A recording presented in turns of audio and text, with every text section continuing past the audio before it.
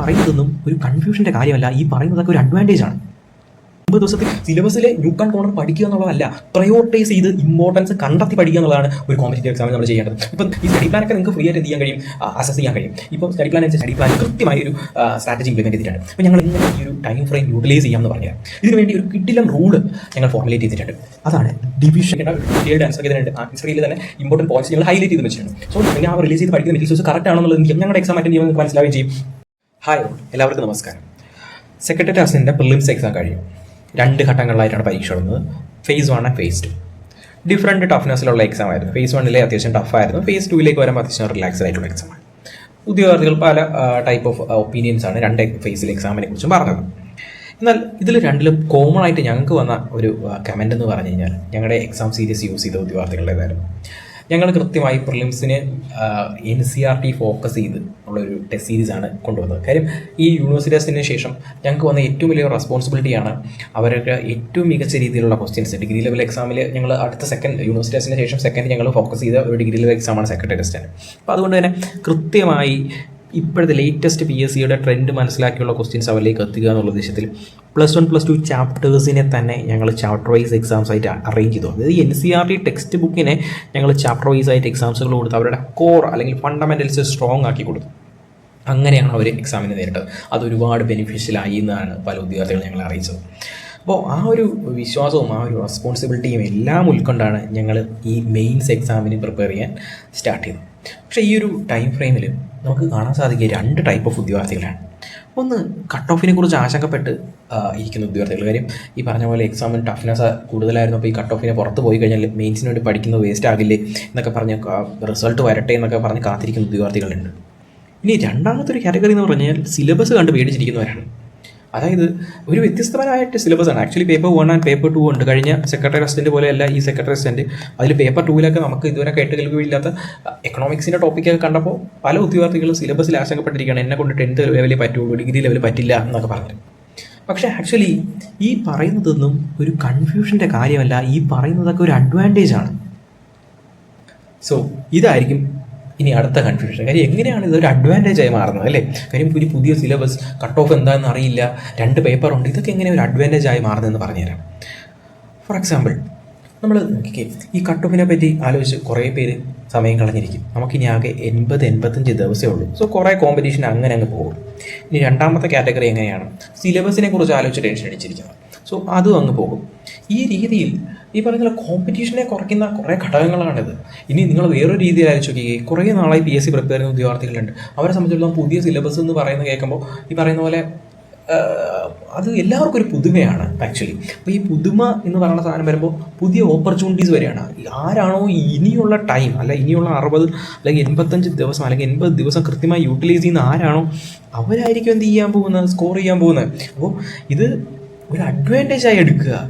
നിങ്ങൾ നേരത്തെ കൂട്ടി ഒത്തിരി നാൾ പ്രിപ്പയർ ചെയ്യുന്ന ഉദ്യോഗാർത്ഥികളാണെങ്കിൽ ഈ ഒരു ടൈം പീരീഡ് കൂടെ കൃത്യമായി യൂട്ടിലൈസ് ചെയ്യുക. അല്ലെങ്കിൽ ഇതിനേക്കാൾ നിങ്ങളുടെ ബെനിഫിറ്റ്സുകൾ മാക്സിമം എന്ത് ചെയ്യുക, യൂട്ടിലൈസ് ചെയ്യുക. ഇപ്പോൾ പേപ്പർ 1 നോക്കിക്കഴിഞ്ഞാൽ ഇതുവരെ പ്രിപ്പയർ ചെയ്ത ഉദ്യോഗാർത്ഥികൾക്ക് ഏറ്റവും വലിയൊരു അഡ്വാൻറ്റേജ് ആണ്. കാര്യം ഓൾമോസ്റ്റ് സിമിലർ, നമുക്ക് അറിയാവുന്ന ടോപ്പിക്കാണ് പേപ്പർ 1. അപ്പോൾ അത് മനസ്സിലാക്കുക. ഇനി അടുത്ത ഡിഗ്രി ലെവൽ എക്സാമുകൾ, ഇപ്പോൾ ഇൻ കേസ് നിങ്ങൾ കട്ട് ഓഫ് കിട്ടിയില്ലെങ്കിൽ പോലും അടുത്ത ഡിഗ്രി ലെവൽ എക്സാംസുകൾക്ക് ഉപയോഗിക്കാൻ പറ്റുന്ന ഒരു കാര്യമാണ് പേപ്പർ 1 കുറേ സബ്ജക്ട്സ്. പേപ്പർ 2 സിമിലറാണ് കുറേയൊക്കെ കേട്ടോ. വളരെ കുറച്ച് കാര്യങ്ങൾ സബ്ജക്റ്റിൽ മാത്രമേ വ്യത്യാസമുള്ളൂ. അതെന്താണ് വ്യത്യാസം എന്നും അതെങ്ങനെ ഡീൽ ചെയ്യാമെന്നും എല്ലാം ഞങ്ങൾ ഈ ഒരു വീഡിയോയിൽ പറഞ്ഞു തരും. അതിലൊന്നും പേടിക്കേണ്ട ആവശ്യമില്ല. അപ്പോൾ make use of your time. ആർക്കും നിങ്ങൾ മാറി നിന്ന് കൊടുക്കരുത് കോമ്പറ്റീഷനിൽ. നിങ്ങൾ എന്ത് ചെയ്യുക, പിടിച്ച് കയറാൻ നോക്കുക. ഈ ഒരു 80-60 ദിവസം നിങ്ങളുടെ ലൈഫിനെ തന്നെ മാറ്റി മറിക്കാൻ കഴിയുന്ന ദിവസമാണ്. അത് മനസ്സിലാക്കുക.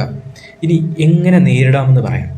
ഞങ്ങൾ അതിന് വേണ്ടിയിട്ട് ഇപ്പോൾ ഞങ്ങൾക്ക് ഭാഗത്തുനിന്ന് എന്താ ചെയ്യാൻ കഴിയുള്ളൂ, നിങ്ങൾക്ക് കൃത്യമായ ഒരു ഗൈഡ് ലൈൻസ് തരാനേ കഴിയുള്ളൂ. പഠിക്കേണ്ടത് നിങ്ങളുടെ ഉത്തരവാദിത്തമാണ്. എന്നാൽ ഇതെങ്ങനെ ഈ ഒരു ടൈം ഫ്രെയിം യൂട്ടിലൈസ് ചെയ്യാമെന്ന് പറഞ്ഞുതരാം. ഇതിനു വേണ്ടി ഒരു കിടിലം റൂള് ഞങ്ങൾ ഫോർമുലേറ്റ് ചെയ്തിട്ടുണ്ട്. അതാണ് ഡിവിഷൻ ആൻഡ് റീകോൾ റൂൾ.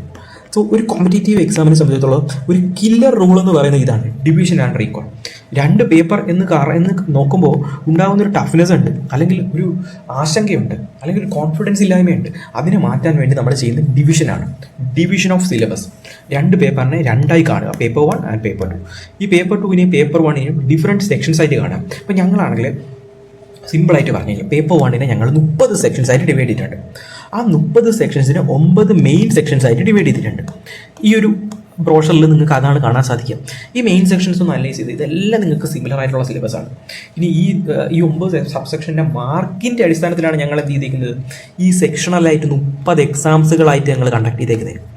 അതായത് മാർക്ക്, ഇപ്പോൾ മാർക്ക് ഡിസ്ട്രിബ്യൂഷനിൽ ഏറ്റവും കൂടുതൽ മാർക്ക് വരുന്ന ഏതാണോ അതിന് കൂടുതൽ എക്സാംസ് എന്നുള്ളൊരു രീതിയിൽ എന്ത് ചെയ്തിട്ടുണ്ട്, ഞങ്ങൾ ഈ ഒരു സ്റ്റഡി പ്ലാൻ ക്രിയേറ്റ് ചെയ്തിട്ടുണ്ട്. 60 ദിവസം നീണ്ടു നിൽക്കുന്നൊരു സ്റ്റഡി പ്ലാൻ.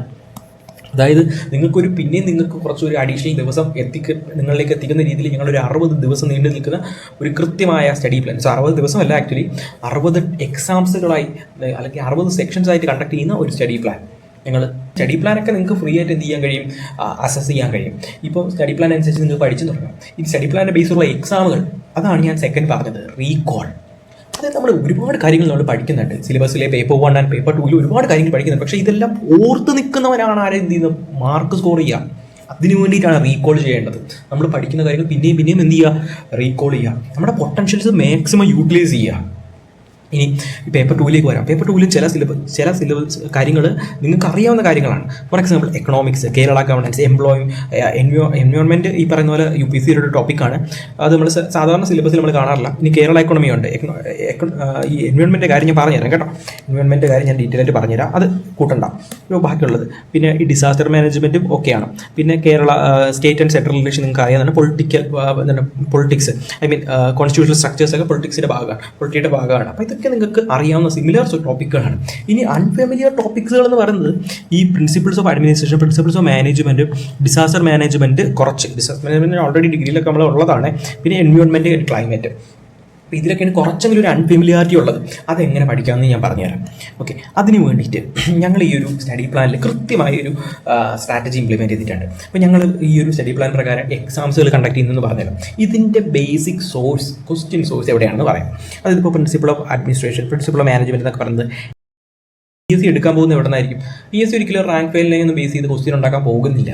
അത് ഇപ്പോഴത്തെ PSC ഉറപ്പായിട്ടും എല്ലാ സാധാരണക്കാർക്കും അസസ് ചെയ്യാൻ കഴിയുന്ന സ്റ്റാൻഡേർഡ് ടെക്സ്റ്റ് ബുക്കുകളായിരിക്കും എന്ത് ചെയ്യുക, PSC റിലേ ചെയ്യുക. അതായത് ഇപ്പോൾ യൂണിവേഴ്സിറ്റിയുടെ ടെക്സ്റ്റ് ബുക്ക്, കൊച്ചിൻ യൂണിവേഴ്സിറ്റിയുടെ BA എക്കണോമിക്സിൻ്റെ 3rd ഇയറിൻ്റെ ടെക്സ്റ്റ് ബുക്കിൽ കൃത്യമായി നമുക്ക് എന്ത് ചെയ്യാൻ കഴിയും, ഈ പറഞ്ഞ കാര്യങ്ങൾ നമുക്ക് കാണാൻ കഴിയും. ഇനി UGC നെറ്റിൻ്റെ സ്റ്റഡി മെറ്റീരിയൽസിന് ഈ പറഞ്ഞ principle of administration, principle of management ഒക്കെ കൃത്യമായി രേഖപ്പെടുത്തിയിട്ടുണ്ട്. അത് കൃത്യമായി നമുക്ക് വിശ്വസിക്കാൻ കഴിയുന്ന ഫാക്ട്സുകളുമാണ്. ഓക്കെ, അതൊക്കെ ആയിരിക്കും എന്ത് ചെയ്യുക, PSCയും ഫോക്കസ് ചെയ്യാൻ പോകുന്നത്. അല്ലെങ്കിൽ PSC ഒരു റാങ്ക് ഫയൽ വരുന്ന പോലെ വെയിറ്റ് ചെയ്യാൻ നിൽക്കത്തില്ല. ഇനി അതിൽ നിന്നാണ് ഞങ്ങൾ എന്ത് ചെയ്തിരിക്കുന്നത്, ഇതിന് വേണ്ടി ക്വസ്റ്റ്യൻസ് ഇട്ടേക്കുന്നത്. ഓക്കെ, ഇനി ബാക്കിയുള്ള ഇപ്പോൾ പറഞ്ഞ പോലെ എക്കണോമിക്സ് അല്ല, എൻവയോൺമെൻറ്റ്, ഡിസാസ്റ്റർ മാനേജ്മെൻറ്റ് ഒക്കെ UPSCയുടെ സ്റ്റഡി മെറ്റീരിയൽസ് ആണ് ഏറ്റവും നല്ല റെഫറൻസ് എന്ന് പറയുന്നത്. അവിടെ നിന്നാണ് ഞങ്ങൾ അതിലെ ക്വസ്റ്റ്യൻസ് പിക്ക് ചെയ്തേക്കുന്നത്. ഇനി ബാക്കിയുള്ള ഇമ്പോർട്ടൻ്റ് ആയിട്ടുള്ള ടോപ്പിക്കുകളുണ്ടല്ലോ, ഇതെല്ലാം ഞങ്ങൾ ഈ പറയുന്ന പോലെ പല റെഫറൻസ് സോഴ്സ്, UPSC PSCയുടെ പ്രീവിയസ് ഇയർ ക്വസ്റ്റ്യൻസ് റെഫർ ചെയ്താണ് അതിലുള്ള ഇമ്പോർട്ടൻറ്റ് സെക്ഷൻസുകൾ കണ്ടെത്തിയാണ് ഇത് ക്വസ്റ്റ്യൻസ് പ്ലേസ് ചെയ്യുന്നത്. വെറുതെ ആ ക്വസ്റ്റ്യൻസ് അതുപോലെ ഒന്നും കോപ്പി പേസ്റ്റ് അല്ല, അതുമായി റിലേറ്റ് ചെയ്ത ക്വസ്റ്റ്യൻസ്, അതിനെ തന്നെ മോഡിഫൈ ചെയ്ത ക്വസ്റ്റ്യൻസ്. പിന്നെ മാത്രമല്ല അത് ഈ UPSCയുടെ പ്രീവിയസ് ഇയർ ക്വസ്റ്റ്യൻ നമുക്ക് ഏറ്റവും ഇമ്പോർട്ടൻ്റ് ആയിട്ട് കൊണ്ടുതരുന്നൊരു ഫാക്ട് അല്ലെങ്കിൽ മനസ്സിലാക്കി തരുന്ന ഫാക്ട് എന്ന് പറയുന്നത് ഇമ്പോർട്ടൻറ്റ് സെക്ഷൻസിൻ്റെ ഐഡൻറ്റിഫിക്കേഷനാണ്. നമ്മൾ ഇമ്പോർട്ടൻറ്റ് സെക്ഷൻസ് ഐഡൻറ്റിഫൈ ചെയ്യണമെന്നേ. കാര്യം വെച്ചാൽ ഇനി ആകെ നമ്മുടെ കയ്യിലുള്ള ഒരു 80 ദിവസമാണെന്ന് പറഞ്ഞാൽ ഈ 80 ദിവസത്തിൽ സിലബസിലെ ന്യൂക്ക് ആൻഡ് കോർണർ പഠിക്കുക എന്നുള്ളതല്ല, പ്രയോറിറ്റൈസ് ചെയ്ത് ഇമ്പോർട്ടൻസ് കണ്ടെത്തി പഠിക്കുക എന്നുള്ളതാണ് ഒരു കോമ്പറ്റേറ്റീവ് എക്സാമിന് നമ്മൾ ചെയ്യേണ്ടത്. ഇപ്പം ഒന്ന് ആലോചിച്ച് നോക്കിക്കേ, ഒരു ഇപ്പോഴത്തെ റീസെൻറ്റ് PSC എക്സാംസ് എടുത്തു കഴിഞ്ഞാൽ ഈ പറഞ്ഞ പോലെ 100 മാർക്കോ 80 മാർക്കോ 90 മാർക്കോ അല്ല കട്ട് ഓഫ്. പകരം എന്താണ്, ഒരു 50-60 റേഞ്ചിൽ അല്ലെങ്കിൽ 60-70 റേഞ്ചിൽ, അതായത് എല്ലാം പഠിച്ച് കഴിഞ്ഞിട്ട് ഒരുത്തനും എന്ത് ചെയ്യാൻ പോകുന്നില്ല, എക്സാം എഴുതുന്നില്ല. ഏറ്റവും ഇമ്പോർട്ടൻ്റ് ആയിട്ടുള്ള സെക്ഷൻ മനസ്സിലാക്കുന്നവനാണ് എന്ത് ചെയ്യുന്നത്, നല്ല മാർക്ക് സ്കോർ ചെയ്യുന്നത്, റാങ്ക് സ്കോർ ചെയ്യുന്നത് എന്ന് മനസ്സിലാക്കുക. ഈ കൃത്യമായി പേപ്പർ 1 ആൻഡ് പേപ്പർ 2 ഈ ഒരു ടൈം ഫ്രെയിമിൽ യൂട്ടിലൈസ് ചെയ്യുക. PSC അത് തന്നെയാണ് ആഗ്രഹിക്കുന്നത്. ഈ കൺസിസ്റ്റൻസി കീപ്പ് ചെയ്ത് എന്ത് ചെയ്യുക, ഈ ഒരു ടൈം ഫ്രെയിം യൂട്ടിലൈസ് ചെയ്യുക. ഈ ഒരു ഇനിയുള്ള ഒരു 60 ദിവസം കൂട്ടിക്കോ, 60 ദിവസം 80 ദിവസം കൂട്ടേണ്ട, ഒരു 60 ദിവസം കൂട്ടിക്കോ. ഈ ഒരു 60 ദിവസം കൃത്യമായി യൂട്ടിലൈസ് ചെയ്യുന്ന ഒരാൾക്ക്, ഇപ്പോൾ ഞാൻ പറഞ്ഞു പേപ്പർ 1 ഓൾമോസ്റ്റ് നിങ്ങൾക്ക് അറിയാവുന്ന പേപ്പറാണ്. പേപ്പർ 2 കുറച്ചെങ്കിലും ടഫ്നെസ് വരിക. അപ്പോൾ ഈ പറഞ്ഞത് പിന്നെ പേപ്പർ 1 ടഫ്നെസ് എന്ന് പറയുമ്പോൾ അറിയാലോ, മെയിൻസ് ഓറിയൻറ്റഡ് ആയിട്ടുള്ള ടഫ്നെസ് ഓൾമോസ്റ്റ് എന്തായാലും ഉണ്ടായിരിക്കും. അത് മനസ്സിലാക്കി തന്നെ പ്രാക്ടീസ് ചെയ്യാം.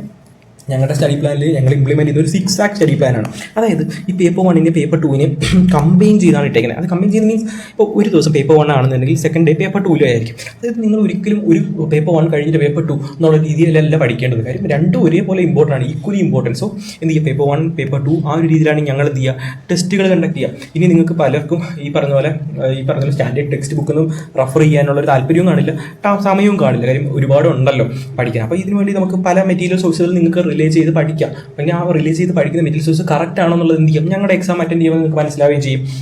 മനസ്സിലായില്ലേ? അപ്പോൾ ഈ പറയുന്ന പോലെ ടെക്സ്റ്റ് ബുക്കുകൾ പലർക്കും മാർക്കറ്റിൽ ഇറങ്ങിയിട്ടില്ല, പലർക്കിൻ്റെ കയ്യിലോട്ട് എത്തിയില്ല, അതൊക്കെ ഞങ്ങൾക്കും അറിയാം. അതുകൊണ്ട് തന്നെ ഈ ടോപ്പിക്കുകൾ ഞങ്ങൾ കുറച്ചൊന്ന് പുറകിലോട്ടാണ് വെച്ചിരിക്കുന്നത്. അപ്പോൾ അതിൻ്റെ മെറ്റീരിയൽസ് റിസോഴ്സൊക്കെ നിങ്ങളുടെ കയ്യിലേക്ക് എത്തുമ്പോൾ ഇനിയിപ്പോൾ സ്റ്റാൻഡേർഡ് ടെക്സ്റ്റ് ബുക്ക് നോക്കി നിങ്ങൾക്കത് ബുദ്ധിമുട്ടാണെന്നുണ്ടെങ്കിൽ നിങ്ങൾക്ക് അത് നോക്കി പഠിക്കാൻ ബുദ്ധിമുട്ടുള്ളവർക്ക് എന്ത് ചെയ്യാം, ഒന്ന് പെൻഡിങ് വെച്ചതിന് ശേഷം അറ്റൻഡ് ചെയ്യാൻ പറ്റത്തില്ല, നിങ്ങൾ എന്ത് ചെയ്തിട്ടുണ്ട്, ഇത് അറേഞ്ച് ചെയ്തിട്ടുണ്ട്. അതിലൊന്നും നിങ്ങൾ എന്ത് ചെയ്യേണ്ട, പേടിക്കേണ്ട ആവശ്യമില്ല. നമുക്ക് ആദ്യമേ എന്ത് ചെയ്യാം, അറിയാവുന്ന ടോപ്പിക്കുകൾ പഠിച്ച് മാറ്റി വെക്കാം. ആ ഒരു രീതിയിലാണ് ഈ ടെസ്റ്റുകൾ അറേഞ്ച് ചെയ്യുന്നത്. എല്ലാം നിങ്ങൾക്ക് ടൈം ടേബിൾ നോക്കുമ്പോൾ അറിയാൻ പറ്റും. ഡീറ്റെയിൽഡ് ആയിട്ടുള്ള ടൈം ടേബിളും model question paper, model answer കീയുടെ കേസിൽ ഒരിക്കലും പേടിക്കേണ്ട, ഒരു ഡീറ്റെയിൽഡ് ആൻസർ കീ തന്നെ ഉണ്ട്. ആൻസർ കീയിൽ തന്നെ ഇമ്പോർട്ടൻറ്റ് പോയിന്റ്സ് ഞങ്ങൾ ഹൈലൈറ്റ് ചെയ്ത് വെച്ചിട്ടുണ്ട്. സോ നിങ്ങൾക്ക് എന്ത് ചെയ്യാം, കൃത്യമായത് പഠിച്ചെടുക്കാൻ പറ്റും. ഒരു ക്വസ്റ്റ്യനും അത് റിലേറ്റഡ് ആയിട്ടുള്ള പോയിന്റ്സും ഏതൊക്കെ രീതിയിൽ ഇനി അത് ചോദിക്കാം എന്ന് മനസ്സിലാക്കുന്ന രീതിയിലാണ് ചെയ്തിരിക്കുന്നത്, ആ ഒരു മെറ്റീരിയൽ പ്രിപ്പയർ ചെയ്തിരിക്കുന്നത്. സോ അതൊക്കെയാണ് കാര്യങ്ങൾ.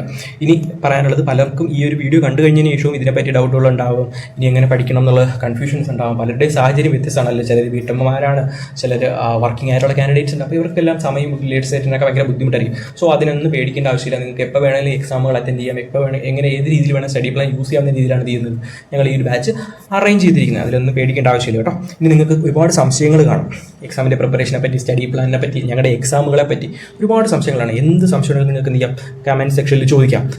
എല്ലാ കമൻറ്റുകളും ഞങ്ങളുടെ യൂട്യൂബിൻ്റെ പ്രത്യേകത അതാണ്. എല്ലാ കമൻറ്റുകൾക്കും ഞങ്ങൾ എന്ത് ചെയ്യും, റിപ്ലൈ കൊടുക്കും. നിങ്ങളുടെ ഏത് കമൻറ്റ് വേണം, അല്ലെങ്കിൽ ഏത് സ്റ്റഡി റിലേറ്റഡ് എന്ത് കമൻറ്റ് എന്ത് ചെയ്യും, റിപ്ലൈ കൊടുക്കും. ഇനി നിങ്ങൾക്ക് ഡീറ്റെയിൽ ആയിട്ട് ഈ സ്റ്റഡി പ്ലാൻ ഡൗൺലോഡ് ചെയ്യണം, അല്ലെങ്കിൽ സ്റ്റഡി പ്ലാൻ വേണം, ടെസ്റ്റുകൾ അറ്റൻഡ് ചെയ്യണം എന്നൊക്കെ ഉണ്ടെങ്കിൽ നമ്മുടെ പബ്ലിക് ചാനലിൽ ജോയിൻ ചെയ്യാം. ടെലഗ്രാമിൽ അപ്ഗ്രേഡ് PSC സെർച്ച് ചെയ്താൽ മതി.